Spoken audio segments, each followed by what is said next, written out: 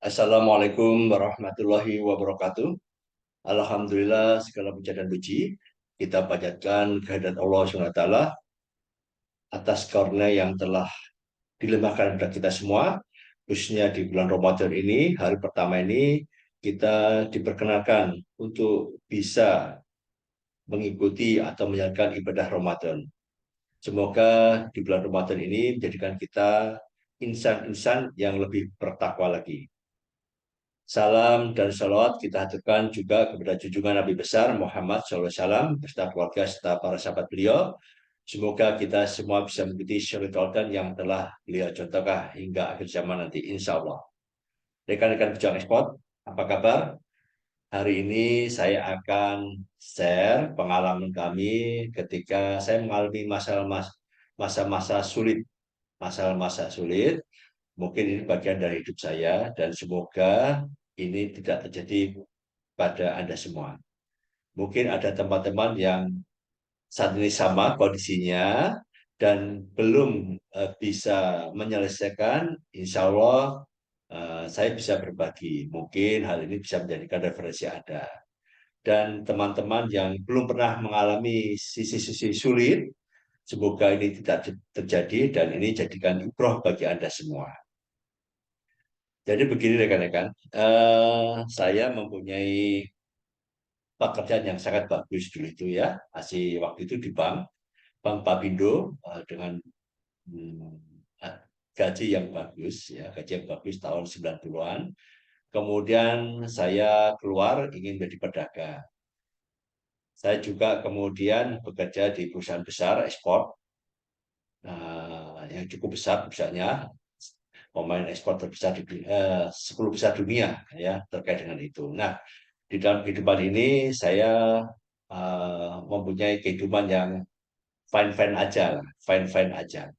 Artinya insya Allah segala kebutuhan sudah cukupi. Sehingga dari itu saya juga membagi kehidupan kita dengan sisi ibadah.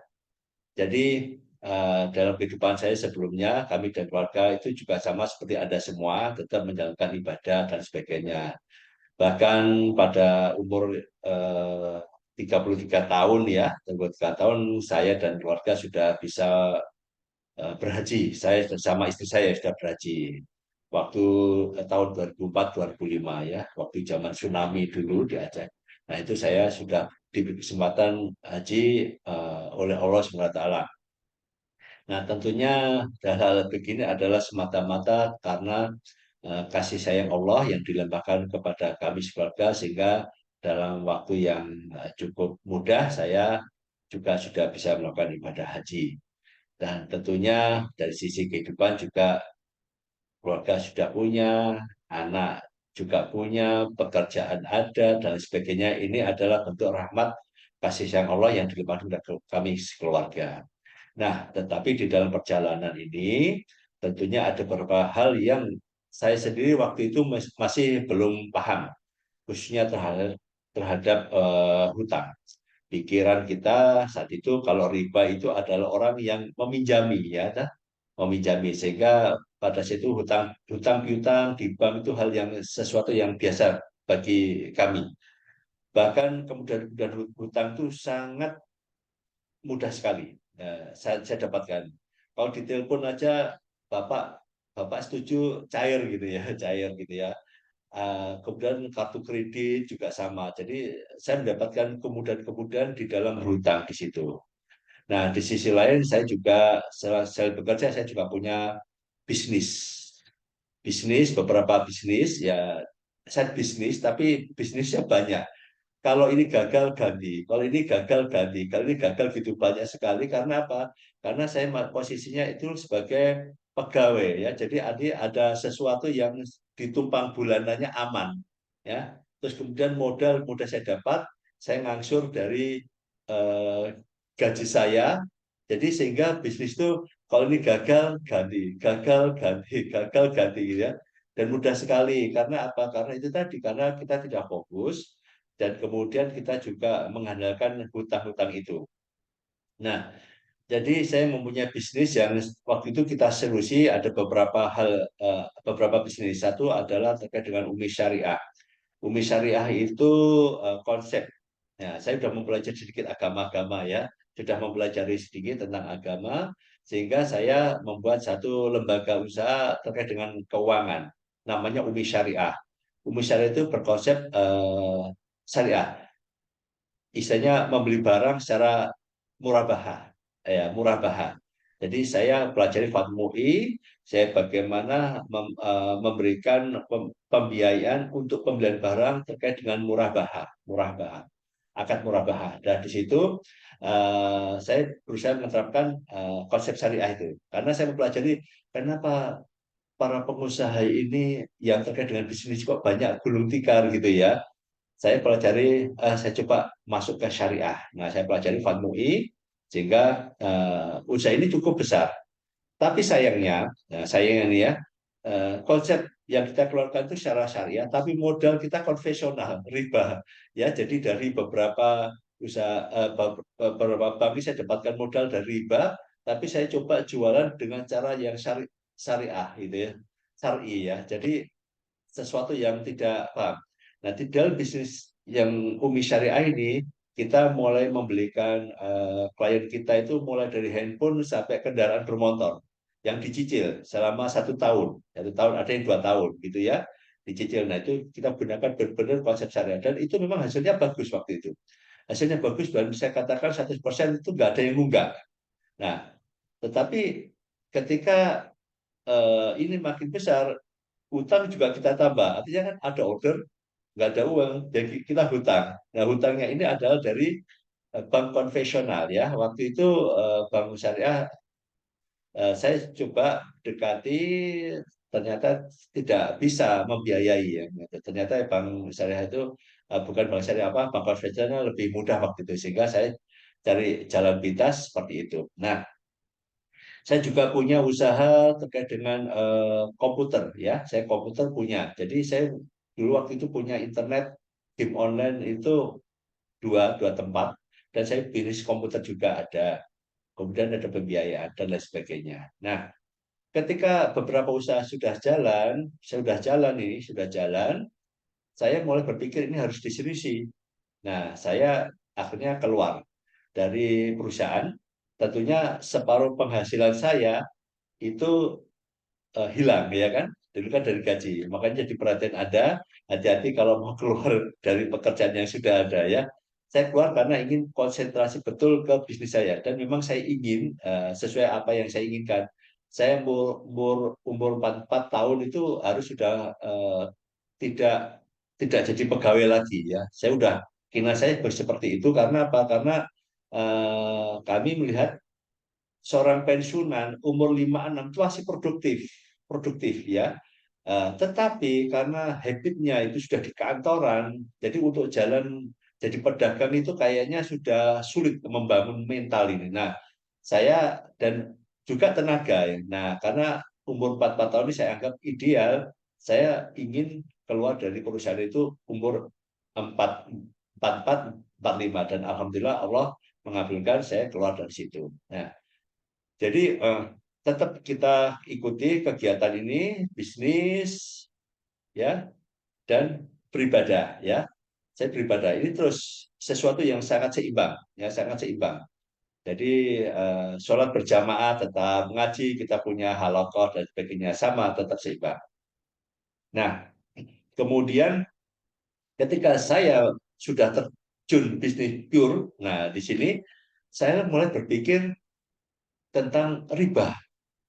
Riba, saya harus jauhi ini dan stop riba gitu ya. Saya coba begitu karena saya makin belajar tentang agama, makin tahu bahwa riba ini sungguh dahsyat efeknya ya, sungguh jahat gitu ya. Sehingga saya dan istri bersepakat, oke, kita mulai jauhi riba. Nah, waktu saya sudah keluar itu, saya mulai mulai berusaha untuk melunasi hutang-hutang saya, melunasi hutang-hutang saya. Saya saya utang lunasi dilunasi dan baru saya sadar bahwa aset yang kami miliki ini sangat jauh dibanding hutang saya. Artinya apa? Aset saya itu kecil sekali ternyata. Begitu kita lunasi, ternyata utang kita ternyata masih besar. Saya kira tidak perlu tanya berapa jumlah besarnya, karena setiap orang jumlah hutang kecil, besar itu dari sisi orangnya itu beda-beda cara pandangnya atau bebannya. Tapi bebannya sama. Jadi sumpah, sumpah ya kalau bayar angsuran itu ya. Jadi kita akan sangat apa ya pusing gitu ya. Karena apa?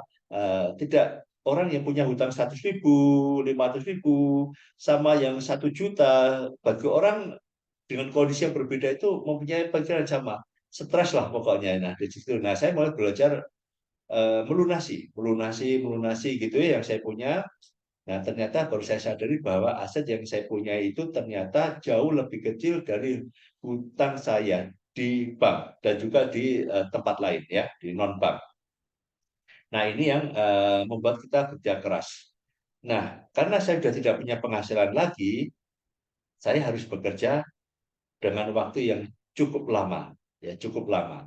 Dulu waktu kita masih jadi pegawai, ya pagi bisa masih baca koran, ya pagi renang, ya saya dulu kalau berangkat kantor itu renang dulu, ya renang dulu.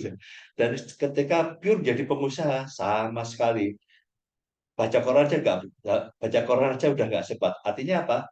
Jadi kita berpikir bahwa ini kalau saya nggak bekerja nggak bisa makan ini. Waktu itu begitu, sehingga habis subuh gitu ya, habis sholat berjamaah subuh, terus baca-baca Quran biasa, terus mulai kita bekerja, mempersiapkan. Waktu itu saya juga ada warnet, internet juga, ada pendidikan, ada apa istilahnya pembiayaan itu, kemudian ada bisnis terkait dengan apa sewa menyewa ya menyewa untuk apa eh, pernikahan ya juga ada. Saya mulai fokus di situ. Jadi habis subuh 5:30 kita sudah action ya, ngecek komputer, ngecek ini sampai malam, dan itu terus kita terjadi seperti begitu ya. Dan alhamdulillah penghasilan ada, penghasilan ada terus ya. Untuk sehari-hari kita nggak ada masalah sebetulnya. Untuk sehari-hari nggak ada masalah. Big problem adalah ketika harus bayar angsuran. Nah ini bayar angsuran, dan karena beberapa usaha itu banyak sehingga saya eh, fokusnya kurang. Manajemen keuangan juga kurang baik, fokus juga kurang sehingga ada beberapa usaha itu mulai eh, berjatuhan ya, berjatuhan. Contohnya begini, saya dulu itu membuat tempat internet ya, tempat internet lantai 1 kita gunakan internet, lantai 2 juga ada internet, tapi kita gabungkan dengan pendidikan, artinya seperti dasar-dasar komputer, dasar-dasar internet, pelajaran masih ada ya, karena masih ada ngeling internet itu kita gunakan seperti itu. Jadi untuk pembelajaran. Suatu saat internet kan mulai sepi nih, mulai turun. Kita mulai berpikir apa ya, game online waktu itu, game online. Tapi game online itu kontra diktif ya. Tapi coba saya buat game online yang lebih bagus, dan artinya bagus itu pemantauannya bagaimana supaya tidak seperti game-game online yang lainnya gitu ya. Dan ya tentu alhamdulillah game online saya termasuk game online, tempat game online yang direkomendasi para orang tua ya. Kadang banyak orang tua itu malah menitipkan anaknya ke tempat saya, ke tempat game online saya, terus mereka bepergian, dia percaya karena betul-betul kita kontrol. Jadi, nah, waktu itu game online itu juga saya coba beli satu komputer, kita setting ya, setting online. Terus saya pikir waktu itu ada permainan point blank. Kalau point blank itu gimana ya? Kok sulit sekali saya lihat gitu. Ternyata waktu saya coba-coba itu anak-anak di belakang saya itu udah mulai gerombol gitu ya. Mulai terus kamu bisa, bisa Pak cobaan dulu. Ternyata anak-anak bisa semua. Pak Indra ini. Jadi satu itu yang nunggu itu 5, wah nambah satu. Nambah satu lagi, wah nunggu banyak, banyak waktunya banyak sekali. Kita mulai tambah, akhirnya kita setting semua, kita ganti jadi game online, jadi ya game online. Jadi konsep game online harus bagus, dan itu awalnya. Nah ternyata game online itu mengkanibal bisnis pendidikan saya. Ya, yang di lantai 1 kita gunakan untuk kursus, kursus ini, mulai mengkanibal. Kenapa? Anak-anak yang belajar di lantai dua kadang-kadang digojoki sama anak-anak yang main game online itu. Terus kemudian saya juga mau ngajukan ke UPT di Dikdikbud juga agak kesulitan gitu, nggak match gitu ya. Ini game online, ini atas pendidikan, wah, satu tempat kayaknya nggak match. Nah ini mengkanibal sehingga lama-lama ini juga berat. Dan terus terang aja, akhirnya ada satu titik di mana saya bergumam di dalam hati. Saya bayar angsuran ini pakai apa lagi ya? Gitu. Ya, saya katakan kalau untuk keluarga insya Allah oke, tapi untuk hutang ini, jika di mana usaha mulai terkikis, terkikis, saya masih belum menyadari ini apakah apa namanya, saya masih berpikir bahwa ini adalah karena manajemen keuangan saya yang salah, ya. Ini juga saya salah, sehingga saya tidak fokus di dalam bisnis, sehingga saya tidak bisa menghasilkan uang, eh, khususnya bisa mengasuh dengan baik. Nah, di situ saya berpikir, aduh, bayar pakai apa lagi nih ya? Saya coba gitu. Jadi selama ini kita bayar hutang ya untuk keluarga, alhamdulillah ini teman-teman ya. Jadi ketika apa namanya hutang inilah yang berpengaruh ya kan langsung besar kesedotnya di situ. Sehingga saya harus bayar pakai apa ini ya? Gitu. Saya udah kondisinya dengan istri saya. Istri saya juga sudah mulai artinya mulai resah juga namanya wanita ya. Dan akhirnya saya berpikir begini, saya harus ekspor ini. Saya kembali lagi ke background saya yang di dunia ekspor. Saya harus dunia ekspor ini. Karena saya punya background yang cukup lama di bank, di perusahaan perusahaan ekspor itu, sehingga saya harus ekspor. Maka saya harus ekspor apa ini? Nah, di situ. Dan saya harus eh, agar saya bisa bisnis lancar, saya juga harus punya volume yang besar. Nah, di situ titiknya. Kembali lagi rekan-rekan saya katakan bahwa Allah itu maha penolong ya Allah itu maha penolong jadi yakinlah karena apa yang kita rasakan di sini karena Allah itu maha dekat Allah ada di sedekat di urat leher kita ya yang kita baca di Al-Quran ya saya tetap membaca Al-Quran tetap yang membaca-baca semua kita jamaah sholat biasa ngaji seperti biasa jadi waktu itu kita masih belum sadari ini kenapa kok makin turun, makin turun, makin turun, makin turun. Dan saya berpikir punya bisnis dan akhirnya bisnis kopi itu. Tetapi di Mojokerto, saya tinggal di Mojokerto itu satu nggak ada kopi, yang kedua kafe juga nggak ada, dan yang ada di Jakarta. Kafenya begitu banyak sekali, peluang pasarnya gede, hanya ada di Jakarta. Saya berpikir seperti itu. Tapi masa saya harus ke Jakarta di itu. Nah, ini rekan-rekan, walaupun kita ini salah ya di dalam berbisnis ya, karena pakai uang riba dan saya sudah mulai menyadari bahwa ini adalah ini pasti riba. Kenapa?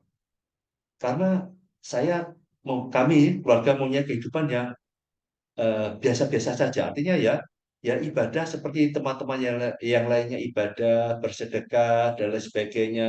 Kami juga tidak pernah neko-neko. Saya juga nggak pernah kayak karaoke dan sebagainya. Saya kok keluar itu ya dengan keluarga ya. Kalau sendirian saya naik sepeda motor kemana ikut ini.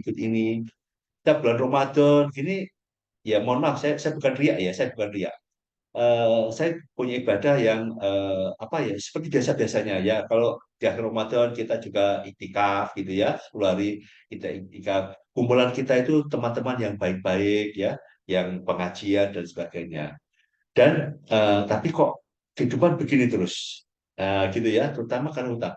Nah, saya berpikir ini pasti riba, karena riba itulah saya diuji oleh Allah gitu. Nah, sehingga tetapi mungkin karena saya juga menjalankan kehidupan ibadah seperti teman-teman semuanya ya biasa gitu ya Allah memberikan pertolongan terus ya Allah itu memberikan pertolongan terus saya alhamdulillah sejak dulu tuh berpikiran selalu berprasangka baik ya Allah itu maha adil maha pengasih maha penyayang dan saya udah kita kita ikuti perjalanan hidup saya dari kecil sampai saya punya keluarga itu saya sudah melihat bahwa semua yang saya inginkan itu sudah dikabulkan sama Allah dari kecil itu.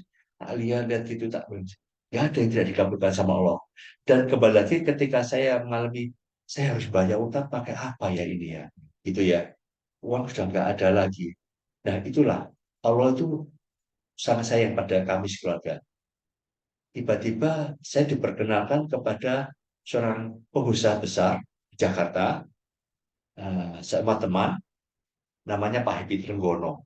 Ya, beliau adalah Presiden IIBF yang punya grup Bali Muda, Bali Muda Group ya di dunia bisnis saya. Saya dikenalkan di situ. Nah, beliau itu ingin usaha kopinya itu dieksporkan, dieksporkan. Terus satu jalan saya dikenalkan karena saya ngerti ekspor. Dikenalkan, saya ketemu di Jakarta, ngobrol-ngobrol gitu ya, cocok karena saya punya konsep ekspor. Ya saya paham ekspor gitu ya, jadi saya ingin bisnis kopi, saya ngerti ekspor, dan saya punya kebutuhan untuk bayar hutang. Ternyata Allah mempertemukan saya dengan Pak Hedi Trenggono ya. Mungkin ada teman sebagian sudah tahu, dia sudah termasuk juga tokoh-tokoh nasional ya, Presiden IIBF, Indonesia Islamic Forum Business. Nah, itu diperkenalkan. Nah, dia juga punya konsep bagaimana beliau itu punya konsep juga, dulu juga punya terlilit hutang yang sangat besar sehingga jadi hutangnya lunas ya, hutangnya lunas. Jadi waktu saya diperketemukan, terus kenalan, akhirnya cocok. Syaratnya Mas Indra harus di Jakarta gitu. Saya ini kok seperti keinginan saya gitu ya. Saya tuh pengen di Jakarta gitu, cuma nggak ada akses gitu ya. Sehingga ada di Jakarta membantu saya. Oke, nah itulah saya awalnya, saya dipertemukan orang baik sama Allah. Saya setiap bulan akhirnya mendapatkan penghasilan. Nah, penghasilan saya itulah untuk bayar hutang, ya. Dan karena saya ingin bisnis kopi, ternyata Bali Muda Group itu juga kopi, ya, cocok ketemu, ya, cocok.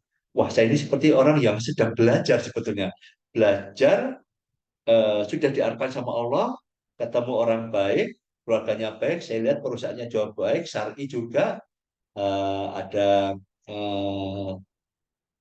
keluarganya bagus ya, Pak Iket Trenggono sama kakaknya Bu Rima itu sangat baik ya, semua karyawan itu makan siangnya ditanggung sama dia, sama beliau semua di perusahaan gitu ya. Nah di situ ini satu keluarga yang bagus ya. Nah, saya belajar, berusaha membantu perusahaan Bali Muda Group untuk ekspor. Tetapi di dalam perjalanan ekspektasi perusahaan tidak sesuai dengan saya, dan saya juga paham sekali. Jadi bisa jadi saya ini membebani karena belum bisa ekspor ternyata. Karena memang butuh satu, apa namanya ya, butuh waktu gitu ya, butuh waktu. Dan saya menyadari sehingga bulan ke-6, bulan ke-6 atau bulan ke-7, saya mengundurkan diri ya sebagai profesional, dan kemudian perusahaan ini juga mungkin sudah juga ancang-ancang berat gitu ya. Pak Indra harus eh, selesai kontrak kan gitu kan, kan kontraknya memang sedikit-sedikit ya, 3 bulan atau 6 bulan waktu itu supaya, jadi saya paham seperti itu. Nah di situ saya juga keluar dan mulailah saya di Jakarta bisnis. Jadi saya bisnis itu mulai di Jakarta itu kos, kos, pertama di Mampang ya, Mampang, terus kemudian di Ciganjur. Saya kos sendirian waktu itu. Adik saya sendiri gonjolkin saya, Mas, tua-tua kok kos itu ya. Saya merasakan di situ ya. Saya kos, saya harus seperti mahasiswa lagi, pagi cari sarapan. Apalagi kan bulan Ramadan ini, bulan Ramadan itu malam hari bangun, terus cari warung yang buka di situ di daerah Mampang, ataupun di, kemudian saya pindah di kafe ya, di satu kafe di dekatnya Masjid Aswa itu ada gang namanya Gang Safa. Saya akhirnya pas di situ di Ciganjur, di Ciganjur. Saya merasakan di situ. Eh, Pertama saya terus terang aja memang kondisi susah, kondisi susah sehingga eh, saya bagaimana bisa eksis untuk berjualan kopi itu di kos-kosan itu. Saya mungkin ada sebagian yang sudah saya sampaikan bahwa Saya jualan kopi itu ambil dari sana, dari sini, dari supermarket, ya dah. Saya jual, saya udah benar-benar nggak modal, nggak ada uang, apalagi uang untuk ngangsur. Nah, mulailah itu teror ya, debt collector, mulai disurati kemana-mana. Sudah saya terima semua ya. Ada surat yang nyasar ke tetangga, nanti akan di apa itu namanya. Nah, istri istri agak gundah gitu ya di rumah Pak ini anu apa kan ya kehidupan kita di Mojokerto itu orang lihat ya sofa sogit gitu ya. Nah, kondisi begitu itu juga sudah mulai saya apa ya resah gitu ya. Sehingga kita mulai menanamkan prinsip pertama waktu saya itu adalah oke, kita terima kondisi seperti itu. Enggak apa. Tetangga tahu kita punya hutang, rumah nanti itu akan di ini. Ya saya punya aset di rumah itu ada 2 rumah. Jadi saya bekerja di situ, bekerja di Jakarta. Saya mulai melakukan bisnis seperti itu kanan kiri. Nah, kehidupan saya cuma bekerja masjid di Al Sifa, masjid Al Sifa itu. Itu di situ aja. Jadi habis pulang saya ke Al Sifa maghrib sampai isya ya makan makan di Padang, kemudian saya tidur terus mulai lagi bekerja lagi. Terus begitu kehidupan saya udah nggak ada lagi, dana juga ada, saya harus benar-benar memanfaatkan uang tabungan sisa ya untuk keluarga.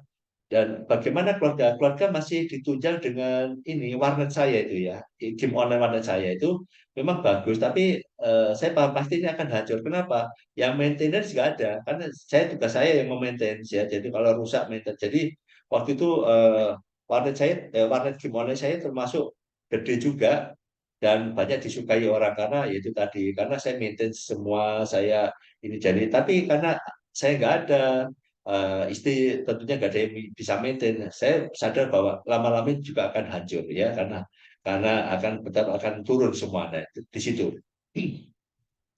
Nah, nah di sini saya kehidupan saya cuma di masjid, kemudian bekerja itu aja, ya bekerja itu aja. Nah, suatu saat saya juga akhirnya bisa di Asifa itu saya ada lihat sosok seorang yang jadi perhatian orang banyak. Ya, karena profilnya dia bukan orang Indonesia, ya, dia ada di tengah. Karena saya jamah di ya saya belakang aja ya cuma lihat aja ini. Jadi orang jadi perhatian orang gitu ya. Saya juga nggak kenalan dan apapun nggak kenal juga saya tahu karena saya posisi saya juga sebagai jamaah biasa. Cuma di situ memang ada sosok yang agak jadi perhatian gitu, agak jadi perhatian di situ. Dan duduk shopnya itu mesti di depan di belakang imam gitu, ya. Jadi perhatian karena ya fisiknya bukan orang Indonesia. Nah, suatu saat ketika di bulan Ramadan ini saya alhamdulillah punya kebiasaan di akhir Ramadan itu adalah iktikaf. Iktikaf saya gimana ya, iktikaf itu sesuatu yang 10 hari terakhir itu di masjid itu eh, sesuatu yang sangat luar biasa sekali. Jadi saya dimanapun saya ingin iktikaf dan alhamdulillah sampai sekarang juga kita berpikirnya ada salah satu keindahan Ramadan. Keindahan Ramadan itu yang kita nikmati adalah 10 hari terakhir itu iktikaf. Nah, nah di situ saya iktikaf di masjid ini saya tanya, oh enggak, kita enggak ada iktikaf. Kalau mau iktikaf juga apa? Iktikaf sendiri gitu ya. Iktikaf sendiri gitu ya. Enggak ada seperti kan biasanya ada iktikaf yang ada manajemen ya, diatur dan sebagainya, ada tempatnya yang sedia.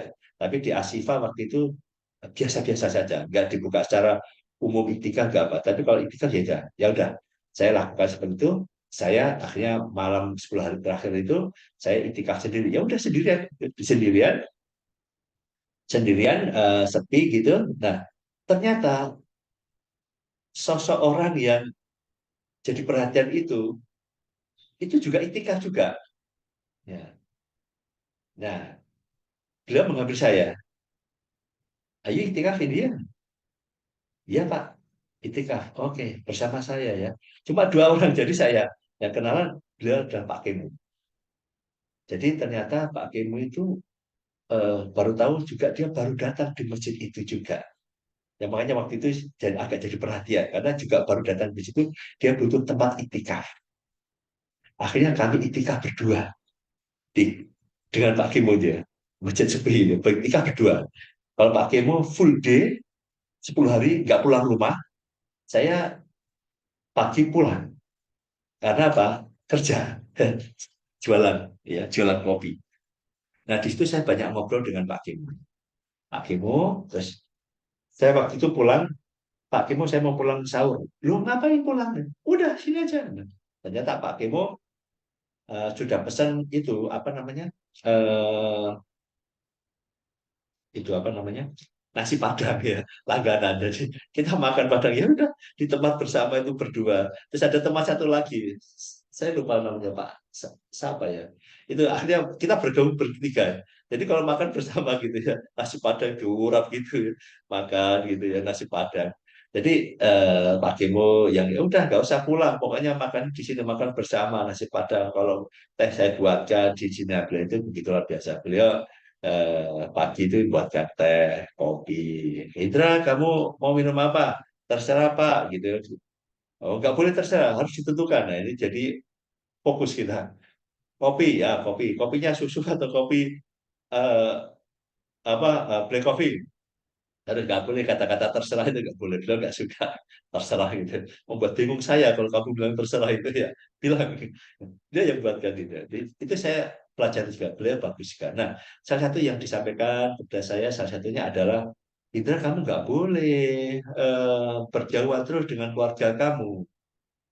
Itu ada, saya dengar ada hadis ya, kita itu nggak boleh bepergian jauh meninggalkan keluarga ya maksimal 10 hari kamu harus ketemu dengan keluargamu gitu ya waktu itu. Saya pikir-pikir, ya juga sih, saya punya anak kecil waktu masih umur 2 tahun. Anak saya 4 ya, jadi ada yang kuliah, ada yang SMA, ada yang SD, ada yang baru 2 tahun. Nah, waktu itu, ya, jadi saya pikir-pikir, oke, ada hadisnya Pak, ada hadisnya apa Pak? Gak tahu saya, pokoknya pernah ya. Ya, saya sudah pakai, saya tahu hadis, tapi nggak tahu siapa yang meriwayatnya, nggak tahu ya. Saya kalau membaca Al-Quran, di Al-Quran ada, kalau disebutkan ayatnya dan yang suruh baca, saya juga tahu. Ya, saya kurang begitu fasih. Ya, nah di situ saya perhatian di akhirnya saya mulai setiap 2 minggu saya pulang.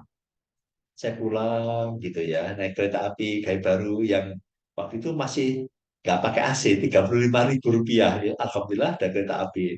Nah, saya belum pernah naik kereta api yang ekonomi gitu ya. Jadi waktu itu penurunan drastis, tapi ini harus kita nikmati, kita nikmati. Nah, kemudian pulang, ketemu istri, pulang, terus kemudian anak-anak. Lama-lama saya pikir saya ajak-ajak istri ke Jakarta. Walaupun dengan kondisi pas-pasan, ya saya masih punya tabungan ya. Saya katakan kalau untuk keluarga oke ya. Yang berat itu adalah utang itu, ngasuh utang sana sini itu yang agak berat. Nah, akhirnya dengan sepakat, akhirnya istri saya boyong ke eh, saya kontak di Depok ya, di daerah Kubusan Depok. Akhirnya Depok saya kontak di situ. Uh, Kebetulan dekat dengan adiknya istri juga di situ. Adiknya istri yang uh, dia juga yang mencarikan di situ. Akhirnya kita kumpul di satu komplek itu, ya murah. Akhirnya kita di situ. Nah, disitulah saya terus terang aja, uh, kita kalau pindah ngajak keluarga itu kalau penghasilannya tetap sih aman-aman saja ya. Tapi kita baru merintis usaha ini ya. Jadi waktu itu akhirnya kedekatan dengan saya Pak Kemo itu makin intens dalam 1 minggu. Ketika waktu itu Pak Kemo bilang gini, Indra kamu kosong nggak? Ayo Pak, jalan-jalan yuk kita lihat di akuntan saya mau ke akuntan. Oke Pak. Nah disitulah Allah lagi kasih pertolongan pada saya melalui Pak Kemo. Tiba-tiba Pak Kemo begini, Indra kamu punya hutang nggak di bank? Punya Pak. Berapa? Sekian juta. Oh ya. Oke, setiap bulan saya yang transfer aja. Nanti kamu fokus di bisnis ya. Saya yang bayar nanti.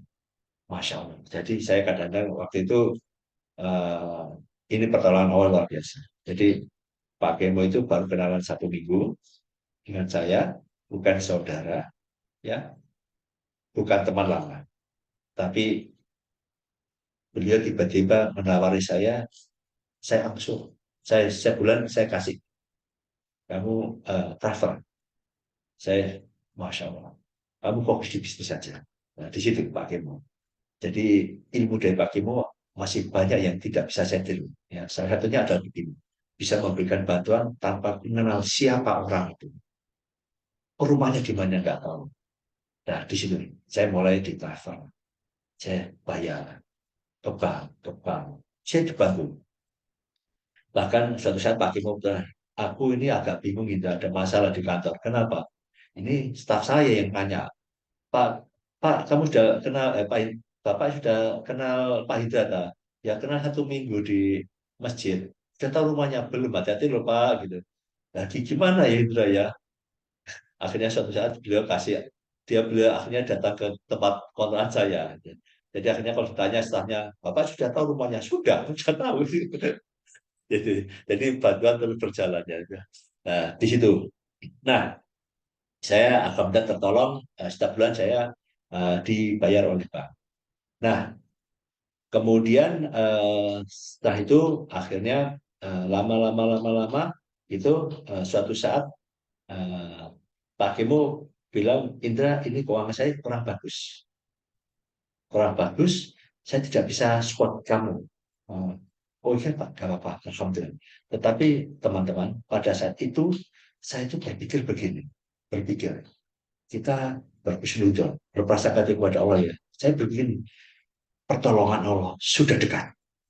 Saya langsung begitu. Saya tidak tahu ilmu apa yang saya terima bahwa saya berpikir bahwa ini pertolongan Allah sudah dekat. Padahal kondisi saat itu saya butuh pertolongan itu tadi untuk ngangsur. Saya masih butuh itu bukan saya itu karena diri saya itu masih ya untuk bayar angsuran belum bisa lah pokoknya. Ya. Kalau untuk keluarga so far so good ya. Dan di situ. Jadi waktu itu Pak Kimo bilang begitu, saya bilang, oh iya Pak, nggak apa-apa Pak. Dan saya sudah punya keyakinan pertolongan Allah sudah dekat. Itu yang saya tanam pada hati ya. Pertolongan Allah sudah dekat.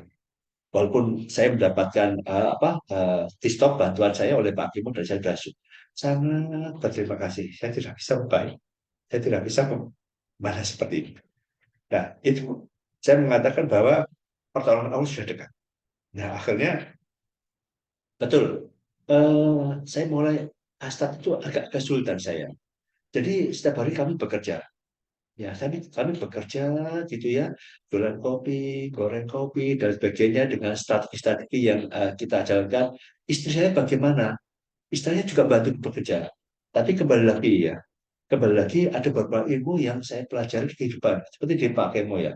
Pak Kemo itu mengutamakan sholat. Jadi kalau kita bepergian dengan Pak Kemo itu, sebelum masuk mobil itu udah mikirnya begini, nanti kita sholat duhur di mana ya? Itu mungkin, oh kita nanti ada di masjid sana. Terus nanti kita asarnya ada di sana, nanti maghribnya kita di sana. Jadi sebelum kita masuk mobil itu kita sudah arrange tempat sholat kita. Artinya apa? Mengutamakan sholat, mengutamakan Allah, ya pakimu. Dan itu pun juga saya pelajari juga. Jadi saya pun ingin mengutamakan Allah. Jadi benar-benar saya ingin utamakan Allah. Istri saya membantu membuat roti. Kami sholat tahajud, insya Allah sudah jadi kebiasaannya, biasa gitu. Tapi ketika malam hari itu, tengah malam itu, istri saya bangun membuat roti. Bluk, bluk, bluk, apa ya, itu mungkin roti gitu ya, tepung itu. Bluk, bluk, bluk, bluk. Saya bertanya kepada istri saya, Mi, ketika kamu bangun, itu yang kamu pikirkan Allah atau membuat roti? Gitu. Istri saya ya, kalau dulu bangun tuh ya Allah tujuannya. Tapi kan ini ada membuat roti, saya agak bingung juga. Ya, ya Allah sih. Tapi kan ini waktu untuk membuat roti gitu ya. Terus saya berpikir gini, ini sebaiknya rotinya ditinggal aja. Rotinya nggak usah bisnis roti. Supaya kita bangun itu karena Allah. Bukan ada selisih apa mikir roti. Tapi istri saya ingin bantu. Waktu itu istri saya bukan setuju atau tapi ada keraguan-keraguan. Keraguan mau melepas bagaimana? Karena dia ingin membantu ya membuat roti itu. Berarti, nah Allah kasih jalan tersendiri. Jadi roti yang dibuat itu padahal cuma 30 roti. Dibuat 30 roti itu kembali semua. Katanya penjualnya rotinya bau gitu. Itu saya itu agak nangis gitu. Terus, Mas, ini masak ini masak rotinya bau, terus tak makan. Enggak itu, orang bilang kok bau gitu ya. Ya berarti kamu nggak boleh jualan roti ya. Cuma jualan yang lagi apa lagi gitu ya. Jangan roti karena nanti kalau kamu bangun itu mikirnya ya bisa jadi roti dulu gitu ya, bukan Allah gitu. Akhirnya istilahnya nggak jualan roti lagi, akhirnya belajar lagi ke tetangga, sahabat juga roti lilin itu, roti apa ya, apa gel itu bangun, terus masukkan kulkas, terus malam kondisi normal lagi. Besok pagi masukkan ke tempat apa ke termos itu saya pagi pagi nganterin ke sekolah, ke ngedrop ke tempat puskesmas ada titik-titik di warung itu saya pagi nganterin itu. Terus kemudian pagi juga nganterin ponakan-ponakan ya sama anak saya ngantar sekolah itu kegiatan saya sehari-hari. Gitu. Nah di samping bisnis itu ya, jadi di sini saya ingin mengutamakan bahwa Allah tuh harus nomor satu gitu. Dan itu pun kami masih belajar belajar nanti insya Allah akan saya share bagaimana saya megang ini saya cerita dulu aja. Nah suatu saat saya ada satu titik ya titik di mana saya udah nggak bisa apa-apa lagi apalagi kebutuhan pas besar tekanan debt kolektor itu makin besar. Saya udah nggak ada lagi itu yang namanya surrender. Saya berpasrah diri. Saya berpasrah diri. Ya Allah, saya berpasrah diri. Saya sudah tidak bisa apa-apa lagi. Saya mengatasi hutang saya. Eh, saya sudah melakukan itu. Saya pelajari di hadis ada yang berwasilah kepada amal ya. Saya pamerkan amal saya yang ya ala kadarnya gitu ya kepada Allah ya. Saya belajar ngaji, saya ini, yang saya tidak pernah ini ya Allah. Tolonglah saya ya Allah. Saya pasrah ya Allah gitu ya. Saya itu ada satu titik sampai di situ. Saya sudah benar-benar nggak bisa dan masya Allah. Setelah itu ya besok kehidupan saya itu seperti ini. Jadi turun dan saya itu mental, mental. Jadi mental lagi ke atas itu. Order ekspor besar, banyak perusahaan order ngajak saya meeting, perusahaan nasional ngajak saya meeting ya, meeting kopi ekspor ini, terus banyak terus saya apa namanya Hindrasu Consulting saya mulai dipercaya training sana, tulis sini, sana sini, besar sehingga saya perlahan sudah bisa mengangsur sehingga eh, 2013 itu saya mulai kesulitan. Alhamdulillah dulu 2015 hutang saya lunas semua. Hutang saya lunas semua. Ya, bahkan dulu saya dibantu Pak Kemo, Indra, bagaimana bisnis kamu? Kopi sudah mulai baik Pak. Ini, gitu ya. Tapi mesin oh mesin kopi saya butuh mesin kopi Pak, cuma nggak punya duit. Oh, udah beli. Nah, Pak Kemo begitu, masya Allah. Beli, tak belikan ya. Nah, itu akhirnya saya lunas itu. Ya memang bisnis saya kecil waktu itu ya enggak saya enggak itu tadi sudah katakan di cerita di YouTube bahwa saya itu ambil kopi dari sini ya saya jual itu dan orang percaya walaupun saya tidak produksi. Kemudian saya mulai produksi sendiri mulai dari gorengan.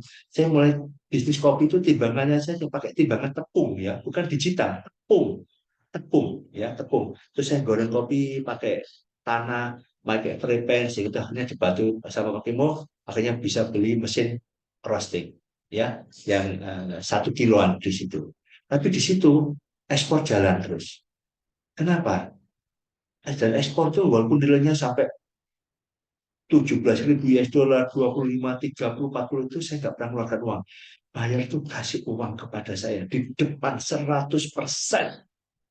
dan itu kalau tidak semata-mata karena Allah tidak bisa. Dan ini adalah karena apa namanya? Saya bahasa Inggris juga biasa, kantor juga nggak ada, ya ta? Dan kantor saya juga dipinjemi Pak Kemo. Nah, kantor kamu pakai nama pabrik saya aja.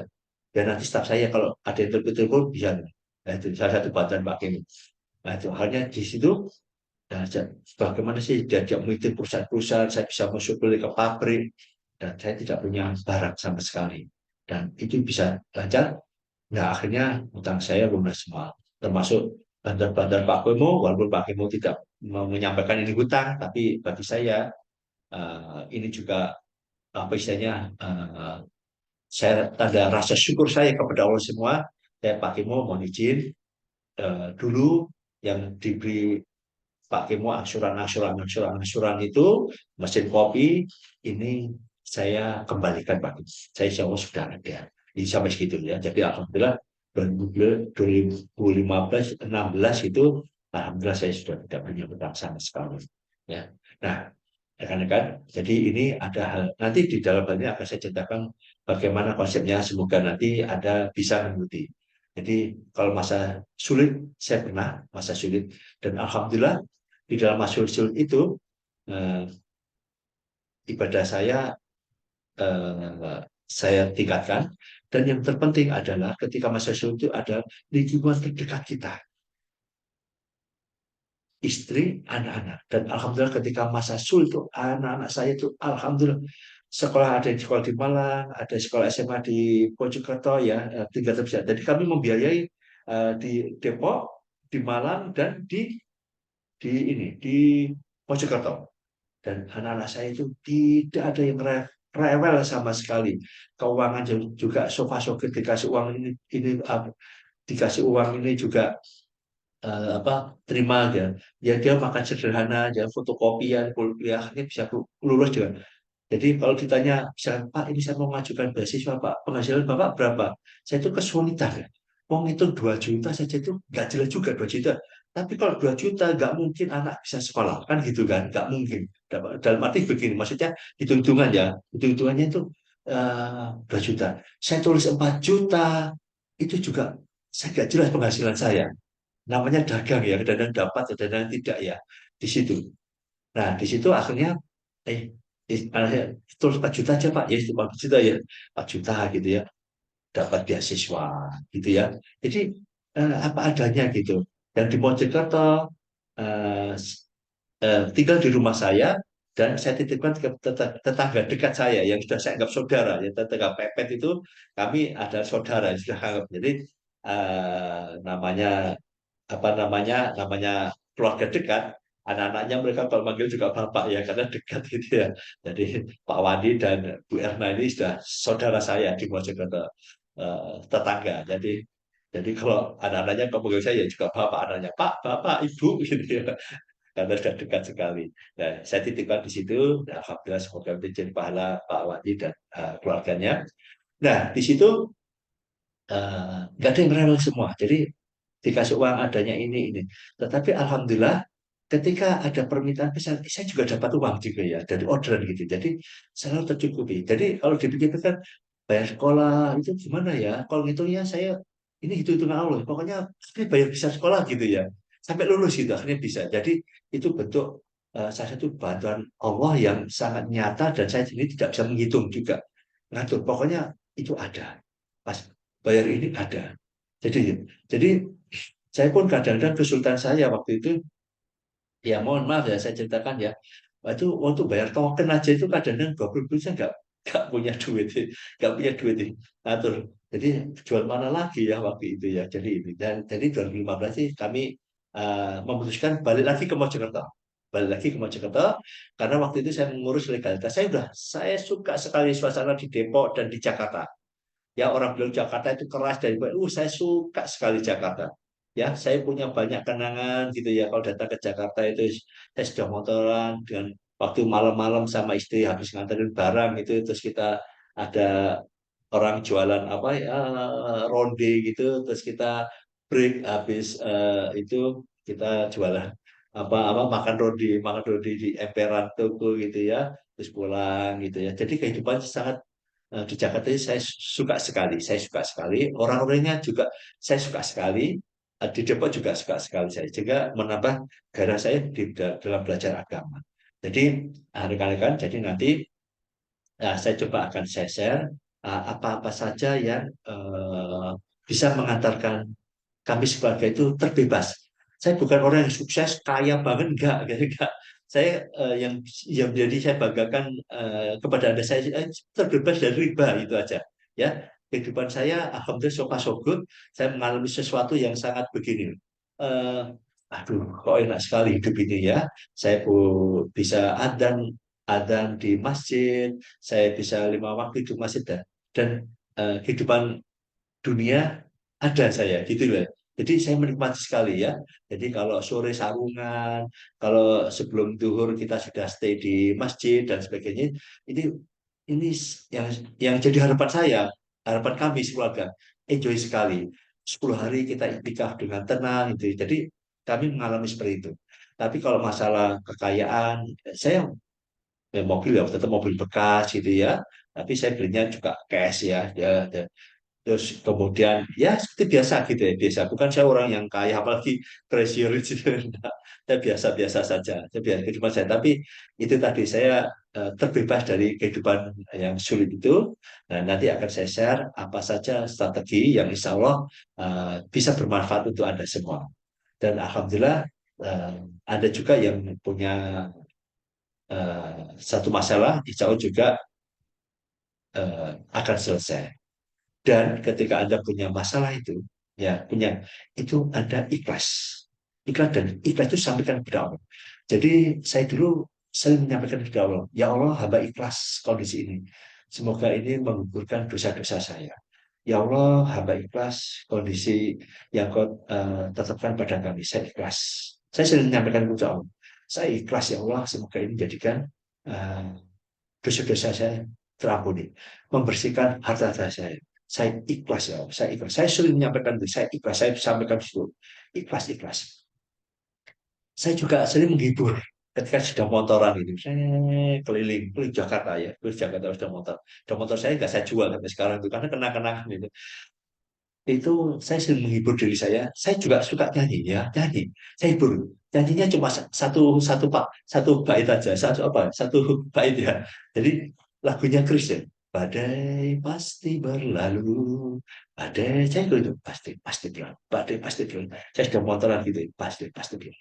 Ya Allah, saya ikhlas, saya ikhlas. Di motor itu saya terus dikit-dikit ya Allah, saya ikhlas, ikhlas audisi begitu ya. Jadi di situ, jadi nanti akan saya share lagi insya Allah beberapa hal yang terkait itu sehingga Anda nanti bisa terbebas dari hal-hal yang mungkin pernah terjadi seperti yang saya alami dan semoga itu juga Anda tidak mengalami karena terus terang aja ya waktu itu saya juga katakan berat. Tetapi kalau tidak ada tangan Allah yang membantu melalui Pak Happy Trenggono, melalui Pak Kemo juga ya, dan juga lingkungan saya yang membangun ya, adik saya, istri saya, keluarga saya, itu saya juga sulit untuk keluar seperti ini. Jadi ternyata Allah memberikan saya di lingkungan yang baik. Di Jakarta saya ketemu teman-teman yang baik, orang-orang kaya yang baik di situ ya. Dan di situ yang saya yakin bahwa Allah inilah yang membantu saya semuanya. Dan saya ingin menjadi orang yang dibanggakan Allah nanti. Saya ingin apa-apa, saya ingin beribadah. Saya coba menggali seperti itu dan sampai sekarang saya tetap belajar terus. Saya manusia tidak punya saya pasti punya kesalahan dan itu saya sadar sehingga saya terus berusaha untuk memohon ampun kepada Allah dan saya ingin mendekat kepada Allah. Semoga secara yang sederhana ini bisa memberikan manfaat dan insya Allah akan saya share lagi bagaimana hal-hal yang saya lakukan antara bisnis dan ibadah. Dan mungkin Anda nanti akan bisa menguraikan dan insya Allah Anda juga bisa terbebas dari hal itu.